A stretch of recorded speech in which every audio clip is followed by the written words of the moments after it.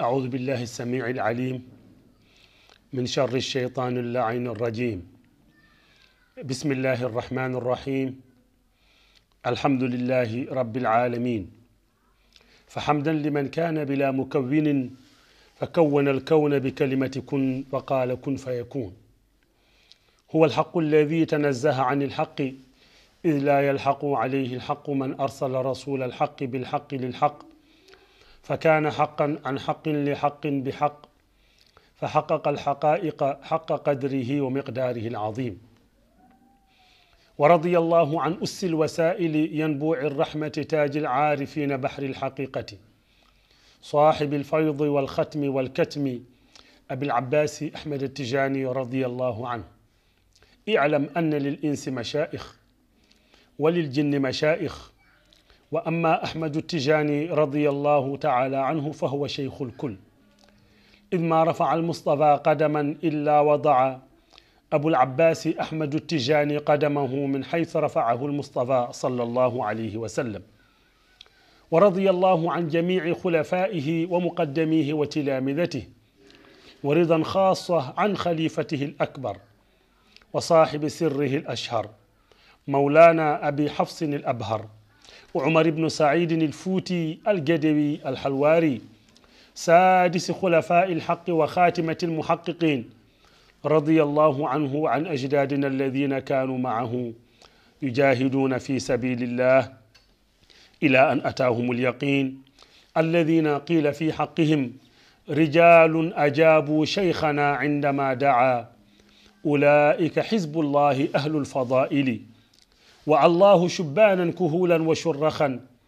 معا جاهدوا في الله مع شيخنا عمر فجزاهم الله عنا كل الخير. أما بعد، السلام عليكم ورحمة الله تعالى وبركاته. بندرابي جولبه بندرابي إسلاميان كوبه هتتوبه يوترمن ندنغودن يوتودي تشيمتول هوهوبه دين من en garti hande oɗo ñalawma addude yewtere nde ganduɗa ko ɗum puɗɗino ɗen jokkude yewtere e gurdam on ɗon jiyaɗo Allah e cimtol on ɗon jiyaɗo Allah tedduɗo e cimtol on ɗon jiyaɗo Allah daraniɗo diine nafti l'islam walli l'islam gasni gurdam mum kala e wallude miskineɓe Allah gasni gurdam mum kala e ñemtinde sunna nelaɗo Allah Muhammadin sallallahu alayhi wa sallam. hori on ɗon jiyaɗo Allah woni ceerno men alhaji Saïdou Nour mo cheikh alhaji Oumar Al-Fouti radiyallahu anhum jami'an. so ɗum ɓenni bandiraɓe en gardini e salminadu men taniraɓe nelaɗo Allah Muhammadin sallallahu alayhi wa sallam. eɗen pawa hen taniraɓe mawlana al-mujahid alhaji Oumar Al-Fouti radiyallahu anhu. eɗen pawa ɗum e jungo khalifa o ceerno Bachiru Muntaka Taha cheikh Oumar yetto dendagal ɓesgu cheikh alhaji Oumar Al-Fouti e kuɓal. kono ne kay eɗen pawa ɗum e jungo khadimu hadrati al-umariya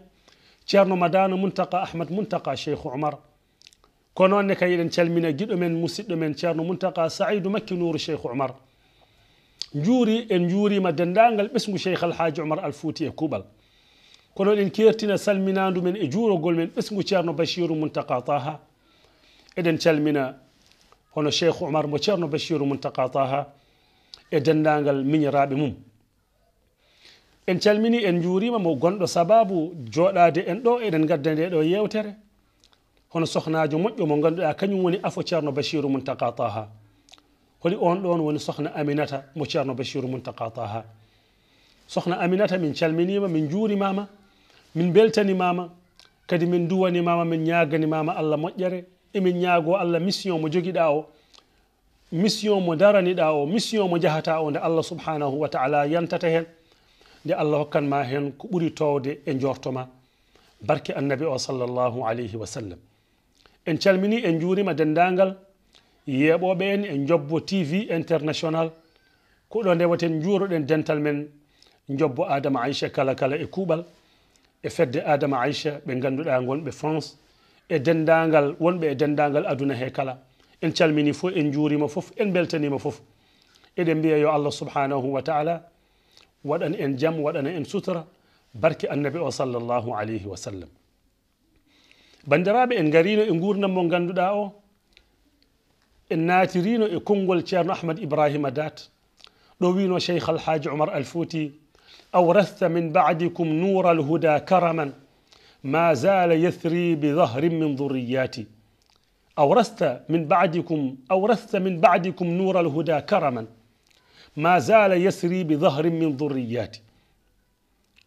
oɗo ceerno ahmad ibrahima dat ndo fuɗɗori cheikh alhaji oumar alfouti radiallahu anhu o fuɗɗori jinnaɓe cheikh alhaji oumar alfouti ha ɗo wiyoyi zurna riyada lada atlali halwari bishati ilwadi lissadati amwati holi ɓen ɗo o joofi ɗon ko sohna adama aicha holɓe o joofi ɗon ko ceerno saidou outhmane ɓe ganduɗa ko jinnaɓe mum cheikh alhaji oumar alfouti radiallahu anhu caggal mu haali cheikh alhaji oumar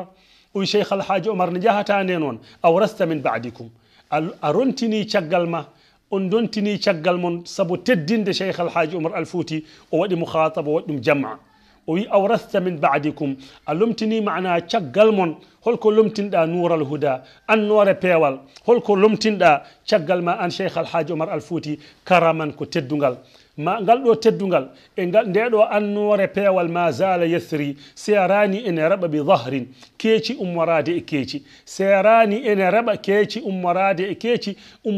e keeci e geñgol ma an cheikh alhaji oumar alfouti ha yetti mo ganduɗa o ko saadu saoudi سعيد النور ملجأنا وملجأ الكل في كل الضرورات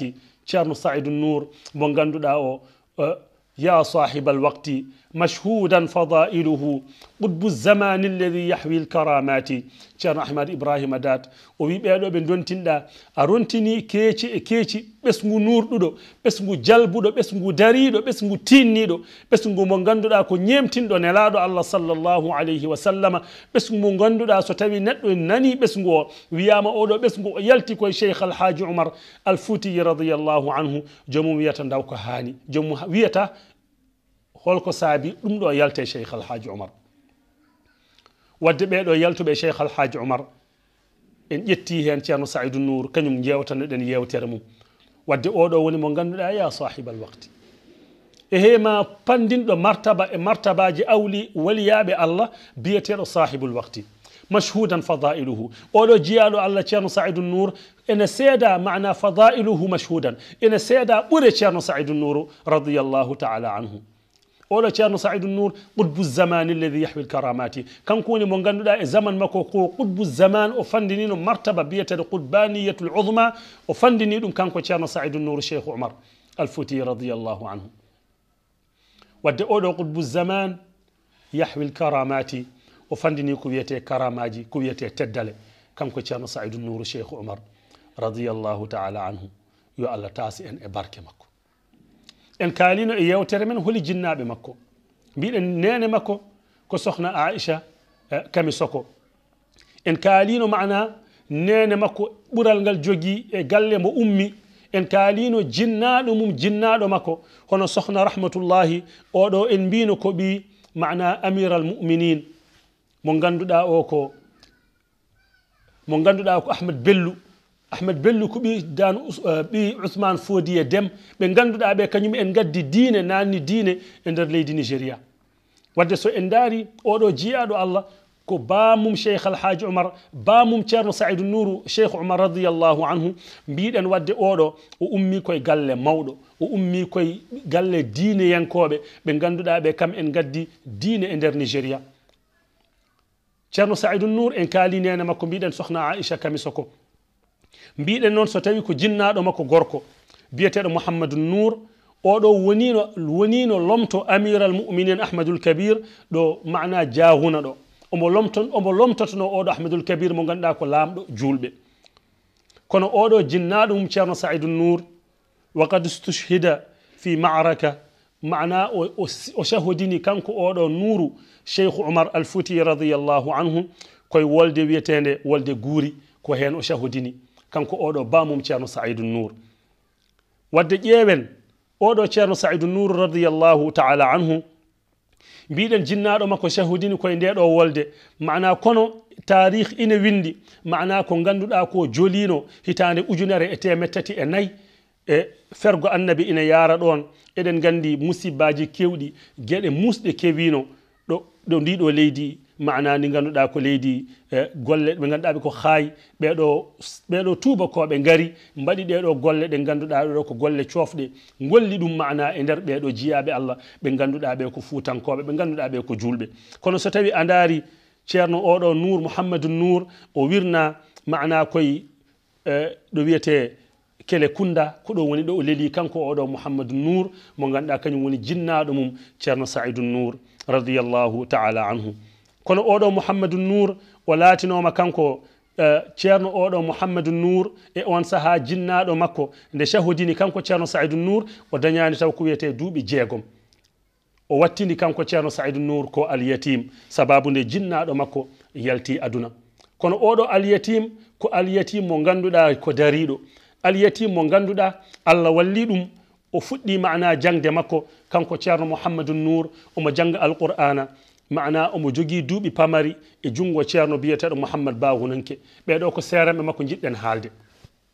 ceerno Saïdou Nour o jangui e ceerno biyeteɗo Mouhamad Ba Hunanke ɗo ñoroɗo o wondi e on o ñiiɓiɗo mum ɗo ha ɓe ganduɗa ɓe ko ɓeɗo ɓe ganduɗa ɓe ko colonisateur en gari jetti mana jaggi wuro ngo e on saaha wuro ngo fof jagga fa hajara amiral muminin oɗo amirul muminina o feri ummorade ɗon kanko Ahmad Cheikhou o yeehi wondude e dendagal julɓe ɓe o yaaduno ɓe payi Bandiagara e ceerno Saïdou Nour e on saaha eggi ceerno Saïdou Nour o yeehi to mana o jinnaɗo biyeteɗo Cheikh Aliyu Mahmoud o yeehi o jokkoyi e muɗum wa kana maahu badu ahfadi Cheikh Oumar Al Fouti yataallamun oɗo biyeteɗo mo kalɗen joni Aliyu Mahmoud yoga e taniraɓe Cheikh Alhaji Oumar Al Fouti ina gonduno e makko ina janga e makko alqur'ana wa makatha indahu mudda o wondi kanko ceerno Saïdou Nour o wonde oɗo ceerno Aliyu Mahmoud mudda dumunna caggal muɗum o ummi e oɗo ceerno o fayi e ceerno biyeteɗo Ahmad Ibrahima kono oɗo Ahmad Ibrahima o wondi e muɗum walakinahu lam yamkuth maahu tawilan o ñibdani e oɗo ceerno o wondani e muɗum ko heewi ko kalatmi ko noon kalatmi koye ceerno Muntaka Ahmad ko windi e gurdam ceerno Saïdou Nour ko nden deftere gonmi e yewtude kadi isnadi ko jewtatmi ko koye nden ɗon deftere tugnimi kala nanɗo hen ko ganduɗa ko famani walla ko luuti ko andi e tarikh yo rutto e ndeɗo deftere nde ceerno Muntaka Ahmad windi o tawa ko toon woni marjaa ko jewtatmi ko e gurdam ceerno Saïdou Nour Cheikh Oumar hay so tawi saaha meɗe yalta seeɗa mi adda goɗɗum ko ganduɗa ko jolani e deftere he ittanmi ɗum koye hoolaɓe ɓe ganduɗa itti ɗum koye hoolaɓe mum en e on saaha mi jolna ɗum e nder yewtere meɗen inchallah woni caggal ummade mo oɗo ceerno Ahmad Ibrahima o ñiiɓani o wondani e muɗum ko juuti o fayi to ceerno biyeteɗo Abba Jaluma oɗo kañumne o ñiibde e muɗum ɗum woni e saaha oɗo mudda mbo ñiibde e ceerno biyeteɗo Abba Jaluma omo yeehi jokkude mana jangde makko e jokkude mana darsuji makko kanko ceerno Saïdou Nour e oɗo mudda mo ganduɗa o waddi ɗum e ɓeɗo seremɓe ko hen o reeni alqur'ana kanko ceerno men ceerno Saïdou Nour wa min thamma irtahala maa walidatihi ila Ségou caggal muɗum o ummi wondude e jinnaɗo makko debbo woni o fayi mana biyeteɗo Aissata Kamisoko ɓe payi mana ɗo wiyete Ségou wa makatha fiha zamanan yataallam inda Cheikh Almourdo o wondi mana e oɗo jinnaɗo makko nde ɓe jettima Ségou o yeehi to ceerno biyeteɗo ceerno Almourdo o wondi e muɗum omo jokki darsuji makko e on saaha kadi nden France naɓe ɓeɗo colonisateur uji kadi gaari mana jaggi ko ɓuuri hewde e nder leydi he ceerno Saïdou Nour hajara kathirun min as-sukkan wa min jumlatihim dhurriyyati Cheikh Oumar hewɓe e mana e ɓeɗo ɓe ganduɗa ɓe ko ɓesgu Cheikh Oumar hewɓe mana e wonnoɓe e ɗiɗo nokkuji mana eggi e ɗiɗo nokkuji ene jeeya e ko egguno feri e ɗinɗon nokkuji ene jeeya hen ɓesgu Cheikh Oumar Al Fouti radiyallahu ta'ala anhu e on saaha nden ɓe peeri ɗon fantashara fi lmanatiqi almukhtalifa aw fantasharu fi lmanatiqi almukhtalifa nden ɓe peeri ɗon ɓe caari hankadi ni woni ɓe cakti e région ngaji kewɗi e nder Mali wa kana Saïdou Nour bi suhbati walidatihi ceerno Saïdou Nour on saaha nde yeehi mbiɗen omo wondini nene makko radiyallahu ta'ala anha ɗum woni wondude kadi e bani ko debbo biyeteɗo Fatima Nouru Cheikh Oumar Al Fouti radiyallahu anhu ɓe pop jeeyano koye ferɓe ɓe fatawajjahu ila qarya gaali ɓe payi mana wuro wiyetengo gaali ɓe payi ngoɗo wuro mana ɗo wiyete mana gaali nde ɓe jettima gaali o yetti ɗon kanko ceerno Saydou Nour wondude e jinnaɗo makko wondude e Fatima Nouru fa wasalu ilayha bi ta'bin wa ju'in shadidayni ɓe jetti wondude e tampere wondude e heege mana sattuge mana ɗo ngoɗo wuro wiyetengo gaali kono ngoɗo wuro gaali paamen kañum woni wuro mabɓe Lasli mana wuro Lasli wonande jinnaɗo mum ceerno Saydou Nour jinnaɗo makko debbo sohna Aïcha Kamisoko mana wuro gaali ngo ko ɗo woni mana nokku makko Lasli kanko oɗo sohnajo tedduɗo wadde oɗo kanko oɗo sohna Aïcha Kamisoko ko ɗo kadi wonno nokku laamɓe ɓe ganduɗa ɓe ko jinnaɓe makko ne tawno o yalti koye laamɓe kanko oɗo sohnajo wadde ɓeɗo tañiraɓe makko laaminoɓe ɓe ganduɗa ɓe ina dontodiranno laamu mana koye ngoɗo wuro fodde kina wona duuɓi temedde jeenayyi e capanɗe jeenayyi hitande eɓe dontodira laamu mana e nder wuro gaali jinnaɓe mum mana oɗo jinnaɗo mum ceerno Saydou Nour radiyallahu taala anha nden noon ɓeɗo ɓe ganduɗa ɓe ko colonisateur en gari kepti leydi ndi ɓe jaali e leydi ndi ɗum woni kanko oɗo ceerno Saydou Nour nden o ñiiɓi mana e oɗo nokku caggal ɓeɗo ferdeɓe ɓe gari e wuro gaali kanko ceerno Saydou Nour o yeehi to mahdara biyeteɗo Cheikh Karamoko Fodie Bakali oɗo ceerno Saydou Nour fayi mana to oɗo ceerno Karamoko Fodie o jokkoyi toon jangde makko kanko ceerno Saydou Nour o ñiibde oɗo ceerno Dumunna caggal muɗum darsuji makko taƴi sahane heɓto almudo gona e jangude ha ɓooya duttoɗa wuro ma walla duttoɗa galle mon e on saaha kucca e hajuji goɗɗi ɗum woni kanko ceerno Saydou Nour jangde nde taƴi o jokkoyi e dente ɓe ganduɗa ɓe ko raddoɓe ñiibi raddannoɓe ñiibi o fayi toon kanko oɗo ceerno Saydou Nour kono nde o fayi toon wa walidatuhu gayru radiya bidalik jinnaɗo makko debbo sohna rahmatullahi sohna Aïcha Kamisoko wonano belaɗo ko waɗi ko kanko ceerno Saydou Nour serani jinnaɗo makko debbo o ina leƴƴo mana jokkudemo darsuji makko wonde saabu kanko ceerno Saydou Nour o ummi koye galle mawɗo o ummi koye ɓesgu Cheikh Alhaji Oumar Al Fouti radiyallahu anhu ɓe ganduɗa gandira ko gandal ceerno men Cheikh Alhaji Oumar Al Fouti kala ko ummi e muɗum andira ko gandal ina yona hen tan haalaluji ina yona hen tan fahamamuyaji ɗi ganduɗa bayte jime ɗiɗi ɗi jiyaɗo Allah janti e namde ɗe Cheikh Alhaji Oumar Al Fouti namda e gandal ngal Cheikh Alhaji Oumar no way fonkude tiiɗede gandal ceerno Saïdou oɗo ceerno men Cheikh Alhaji Oumar Al Fouti radiyallahu anhu fodde jinnaɗo mum ceerno Saïdou Nour sohna Aïcha Kamisoko teskade mo wonde ceerno Saïdou Nour o askitini koye nokku gandal koye yimɓe gandal ina yona hen ceerno men Cheikh Alhaji Oumar Al Fouti radiyallahu anhu namdinoɓe mo ha tampi yidde libde mo kanko ceerno men Cheikh Alhaji Oumar Al Fouti ɓe gandi e makko to banggue gandal caggal ɓe namdimo beele mayde ina jogui safara o wiɓa ha kay mayde ina jogui safara ɓe mbi wadde hande ɓe liiɓi oɗo ceerno Cheikh Alhaji Oumar Al Fouti ɓe mbi haalani min Cheikh Alhaji Oumar ma dawa mawt holko woni safara mayde ne mbiɗa nde ne jogui safara holko woni safara muɗum ceerno men Cheikh Alhaji Oumar Al Fouti nde gandeten Cheikh Alhaji Oumar ko neɗɗo gandal nde ganden Cheikh Alhaji Oumar ala ko woni sago mum ala ko woni yidde mum sona gandal o jaabi ɓen ɗon jiyaɓe Allah o wiɓe dawa'u mawtin fi'lu ma Allahu amar wa tarku ma nahaka anhu ya Umar wa dhikruhu 'inda as-sabahi was-sahar was-sabru lilladhi jara bihi al-qadar Allahu akbar Cheikh Alhaji Oumar jaabiɓe o wi mana ko wiyete dawa'ul mawt safara mayde ko gollude jamiroje Allah ɗum woni safara mayde e oppude kaɗe Allah ko ɗum woni safara mayde o ruttini damir e makko o wi ya Oumar e hema Cheikh Alhaji Oumar o rutti o wi wa dhikruhu e siftorde mayde inda as-sabahi was-sahar siftorde mayde subaka e kikiɗe was-sabru lilladhi jara bihi al-qadar e munje dendagal ko Allah dogni e maɗa e hoddiroji muɗum o wi so neɗɗo sifarima ni mayata so neɗɗo sifarima ni jangtuwol muɗum mayata so neɗɗo sifarima ni dendagal kala makko mayata ɗum woni jiya oɗo Cheikh Alhaji Oumar caggal nde zaman makko ɓenni ha yetti mana fodde qarnu pawɗo walla fodde mana kini wiye qarnuji ɗiɗi fodde 2 siècle mana ko abbi hen ha joni jangtowol makko so jangtama cikka ko hanki wonno zaman makko holko saabi ɗum ko gandal holko saabi ɗum ko jaggude gandal holko saabi ɗum ko wattorde gandal holko saabi ɗum ko daranade gandal kono holko saabi ɗum ko du'a ceerno Saïdou Nour ceerno saidu mana uthman duwanino sohna adama aicha on ɗon duwaw aɗa leƴƴo ɗum e cheikh alhaji oumar al fouti yiddemo gandal wadde so tawi en daari ɗo nene mum ceerno saidou nour o wi ceerno saidou nour an nokku maɗa mana ko nokku gandal yimɓe ma ko yimɓe gandal taniraɓe ma ko taniraɓe gandal waabiraɓe ma ko waabiraɓe gandal wadde ko jahata aɗa golloyo ko ɗum welanimi ɗum woni ko leƴƴotono e ceerno saidou nour wadde noon so tawi mana ndeɗo leƴƴande o leƴƴima ɗum e ɓi ko ceerno saidou nour Allah waɗi ko hanide tawno ko jinnaɗo moƴƴo leƴƴoto mana moƴƴere e ɓiyum leƴƴo moƴƴere nde jinnaɓe mum ɓiyum goppuno ɓiɗɗo o yo rontu nden ɗon moƴƴere wadde oɗo jinnaɗo sohna Aisha Kami Soko ko ɗum woni ko leƴƴi mana e ɓiyi ko ceerno Saidou Nour ɗum woni ko leƴƴi ko e ceerno Saidou Nour noon wa dhatu yawmin gotel e ñalawmaji ata Saidou Nour bi nasibin lahu min thamani mabi'at al-aaj min al-dhahab ceerno Saidou Nour ari e jinnaɗo mum omo addi kanŋe ha heewi eɓe jeeyi ko wiyete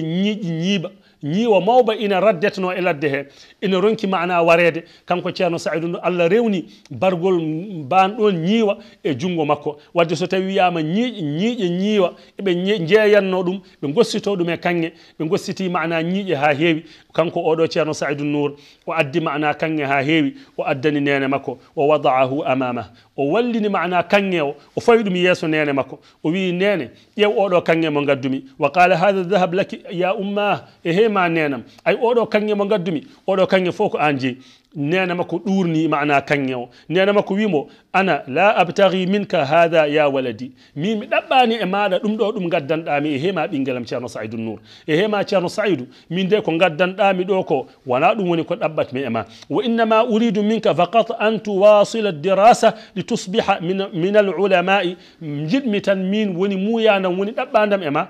ko jiɗmi ko jokkoya jangde ma beele aɗa jeeye e anduɓe jiɗmi ko jokkoya jangde ma beele aɗa jeeye e datɓe e gandal min ko ɗum woni ko dartatmi wona oɗo kanŋe eɗen gandi kanŋe ne wayi welde addanede kanŋe ne wayi welde so jinnaɗo ɗurnima on ɗon kanŋe wi ɓiyum jiɗmi ko janggoya goppa oɗo kanŋe goppa ko gaddata ko goppa ko gollata ko addantuma hebde kanŋe ko jaaha janggoya ganda ko ɗum woni ko tawruɗa taniraɓe ma ceerno oɗon jinnaɗo de ko jinnaɗo moƴƴo on ɗon jinnaɗo de ko jinnaɗo pewɗo on ɗon jinnaɗo ne kadi ko jinnaɗo tedduɗo ɗum woni o wi ceerno Saidou Nour min jiɗmi ko jokkoya jangdema li tusbiha min al ulamai beele aɗa wattina beele aɗa jeeya e anduɓe saabu li annaka tantami ila usra al ilmi wa din wi saabu an oɗo ceerno Saidou Nour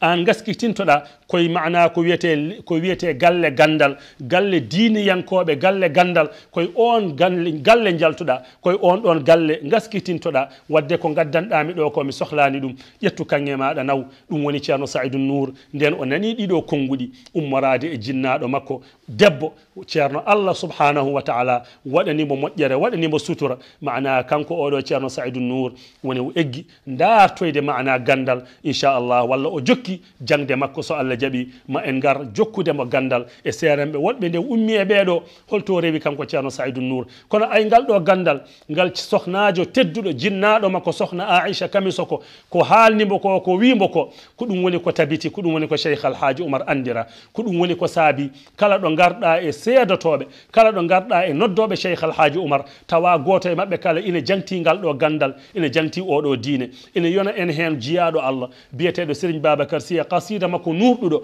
mo wiyanno uani bi shawqin omo haala Cheikh Alhaji Oumar al Fouti omo wiya uani bi shawqin lam azal fihi faniya takhayyartu min luqya alladhi kana hadiya lahu llafu fi amri lilahi junuduhu linashri lida lillahi lam yabqa qaliya shara nafsahu yabghi rida alhaqi rabbana wa yarqa maqaman fata marmahu aliya شهير لدى السودان والبيض كلهم يساوي به دان ومن كان قاصيا يعابره الأقطار فوتا وبمبرا يداوي بداء الشرك لله داعيا خلا دهره من وصفه كان يرتضى فلم تر فيما خصه الله ثانيا ويما أبو الدين والتقوى أخو الصدق والهدى ولم يرضى ما ليس العلي عنه راضيا. الله أكبر. سيرين بابكر سي أم هالة شيخ الحاج عمر الفوتي، أم صفو شيخ الحاج عمر الفوتي، أم جوكورو شيخ الحاج عمر الفوتي، أم ولينو جوميرادو شيخ الحاج عمر الفوتي. قصيدة أونون كو كالمي كو إن شاء الله ما إن غاروي إندر جيوتي ميدن تشيمتول هوهوبي دين من غادن témoignage ɗiɗo ɗi ganduɗa ɗiɗi mbaɗama e cheikh alhaji oumar al fouti kono noon tawde kalten ko tani ko ceerno saydou nour cheikh oumar al fouti seedam fagal ngal nene mum ceerno saydou nour setti e ceerno saydou ko wimbo ko ɗum woni ko jinnaɓe men gollanno ko ɗum woni ko jinnaɓe ma mbaɗanno ko ɗum waɗi mi rewnoyde oɗo témoignage ɗo wiya abouddini wa taqwa cheikh alhaji oumar al fouti o wi mana oɗo serigne babacar sy o wi cheikh alhaji oumar abouddini wa taqwa so diine ne jogotono mana baba walla kulol allah ne jogotono baba wiyete ko cheikh alhaji oumar al fouti akhu sidqi wal huda mana ko wiyete peewal e ko wiyete gonɗude sene jogotono ceekodaɗo mo jiiɗi yummay baba cheikh alhaji oumar al fouti kañum wiyete mawnum ceekodaɗo walla kañum wiyete mawnum peewal o wi cheikh alhaji oumar woni mo ganduɗa لم يرضى ما ليس العلي عنه راضيا كلا كو ولاني الله ولاني شيخ الحاج عمر كلا كو الله يدا شيخ الحاج عمر الفوتي يدا كودum دو wonno gurdam cheikh alhaji omar ko dum do woni ko nene mum ceerno saidou nour ko dum woni ko jangtani ceerno saidou nour o wadde andu ande o ceerno saidou andu maana jinnabe maada maana jaltuda ko e leñol yimbe gandal jaltuda ko yimbe andube jaltuda ko yimbe diine yankobe wadde beedo tanirabe ma wurnube gandal darani gandal naftiri gandal tinno maana jokkoy jangde maada mbela ada daña ko be dañno ko wadde sikki ala odo waju nafi ma en gandoy dum yeso e darsu he sikki ala odo waju battini men gandoy dum yeso e darsu he sikki ala odo waju ko waju mo jinnaado mojjo wajoto biyum biddo mojjo nana on don waju golla maana gollira on don waju gollira den don yamirore Allah subhanahu wa ta'ala yanti hen ceerno saidou nour woni daddo e der worbe woni gorko e der worbe o golli ko be gollani o golli ko hewbe gollani o darani ko hewbe daranaki o nafti ko hewbe naftani ha hande so wiyama khilafa cheikh alhaji oumar al fouti ina jangte khilafa cheikh alhaji oumar al fouti ina bamte khilafa cheikh alhaji oumar al fouti no hakke gedal sikki ala rôle mawdo ceerno saidou nour jouwi hen ha ngal do khilafa daña ha nde do fodde daña ha nde do bamtare daña yo Allah yoban en bo mojjere kanko ceerno saidou nour inchallah yewtere men arore ma en gar jokken maana dartoyde mo gandal holno jokkiri maana dartude gandal ha Allah tottimo ko o fandin dum kanko ceerno saidou nour wadde odo saidou nour saadu suudi saidou nouri maljauna wa maljaul kulli fi kulli darurati yo Allah yoban en bo mojjere ya sahibal waqti mashhudan fadailuhu qutbu zaman alladhi yahwi al karamati yo Allah yoban en bo mojjere jarlo don jafodon ko dum don jinnoden addude en calmini noon en juurima dendagal yeeɓoɓe jobbo tv international kala ɗo mbawi wonde aduna he wonɓe france e wonɓe manade europe kala kala en calmini en juurima ɗumen wonɓe sénégal e wonɓe afrique kala en calmini en juurima ɗumen ha wonɓe amérique kala yeeɓoɓe en e jobbo tv international fo calminama juurama beltanama jarloɗon jaafoɗon sahaji ko waktuji ɗi taƴodirta ko wona sago men sahaji ko gantuji tan jolata donken wawde reggodirde jewte ɗe ne foti yarude ni kono gandon jewte ɗe ƴettuɗen eɗen jiiɗi yewtude ɗum ɗe ƴettanɗen bandiraɓe ɓe namdotoɓe en yewtere nde mande waɗata yoɓe tinno kamɓe kala ɓe jaɓana en gantu ɓe ganda hakkillaji men nan hen miijoji men hen kadi jewte ɗe inchallah en goppata ɗum en dartinta ɗum inchallah sona ɗo Allah subhanahu wa ta'ala hanni e haajande muɗum yo Allah lelnu jarloɗon jaafoɗon yo Allah waɗen yarlaɓe yafaɓe en calmini en juurima khalifa o ceerno bachirou muntaka taha koɗo ndewaten juuroɗen jinnaɗo men tedduɗo sokhna dieynaba diaw machallah e dendagal ɓesgu makko kala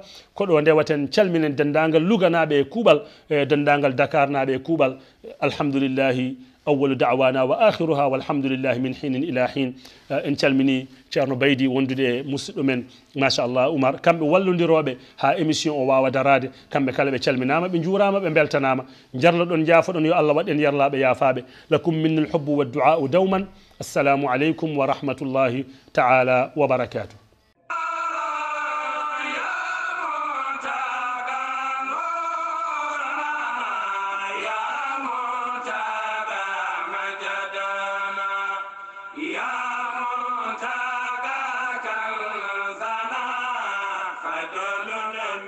Lady